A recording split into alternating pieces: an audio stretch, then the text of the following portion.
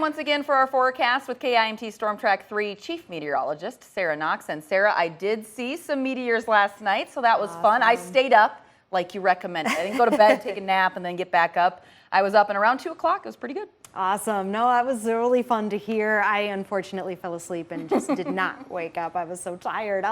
But I hope you were able to get out and enjoy it just like Cami did, because we had such perfect stargazing conditions last night.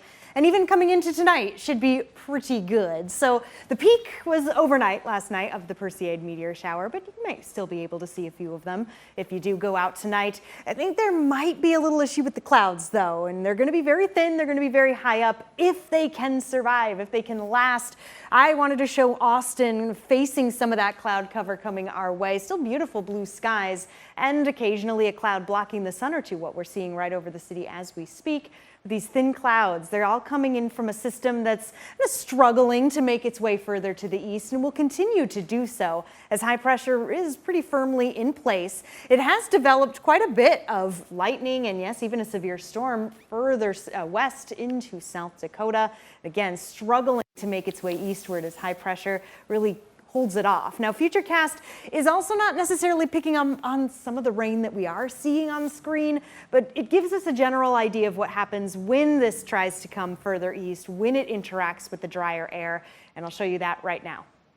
Just like that. Poof, the clouds disappear. I do think we're going to be a little cloudier with, again, some very thin clouds, pretty high up in the atmosphere. It shouldn't block too much, but it's still very possible as we come into the overnight. Otherwise, it should be a nice clear night, definitely on the calmer side. Now, as we head into our Thursday, things begin to change. The high pressure moves to the east, and as it does, it brings us back into the swing of some warmth coming in from the south, some humidity coming in from the south, and just general instability. The clouds begin to build back in. This is around 10 a.m. And yeah, we start to see a few chances for showers pop back through. The higher chances, those are going to wait until we get into a hot and humid weekend. Not hot and humid right now, though. No, temperatures very comfortable. We've made it back to the mid 70s in Rochester. Many of us still in the upper 70s. Mason City at 78. Osage, look at Northwood as well. Garner sitting in these comfortable temperatures where they should be for this time of the year. Still a few 80s on the board though, but when you don't have much of the humidity, it doesn't feel that bad. 80 degrees is quite comfortable, and the rest of the sunset forecast is looking to stay just as comfortable. Again, plenty of sunshine, but a few of those thin clouds mixing through. Overnight tonight, mostly clear skies expected with some calm conditions, slightly above normal temperatures. All right, now talking about that high pressure I mentioned, here's where it is.